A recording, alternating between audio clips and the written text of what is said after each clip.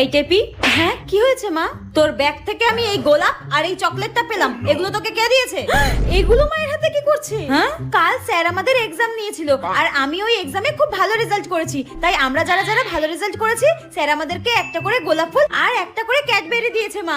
হ্যাঁ, তুই ভালো রেজাল্ট করেছিস বলে স্যার তোকে এই গোলাপ আর এই চকলেটটা দিয়েছে? হ্যাঁ, বাহ। ওই দেখ, বলতে না বলতে তোর স্যার ফোন করেছে। দাঁড়া দাঁড়া, ধরি ধরি। যেখানে বাঘের ভয় সেখানেই সন্ধে হয়। স্যার ফোন করছে কেন?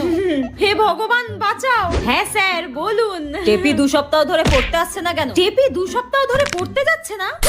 কিন্তু স্যার, কালকে তো আমার মেয়ে টেপি আপনার কাছে পড়তে গিয়েছিল। আপনি সরস্বতী পুজোর দিনও এক্সট্রা ক্লাস নিয়েছেন, পড়িয়েছেন। আমার মেয়ে ভালো রেজাল্ট করেছে বলে আপনি ওকে গোলাপ ফুল চকলেট দিয়েছেন, তাই না? কালকে তো আমি কাউকে পড়াইনি।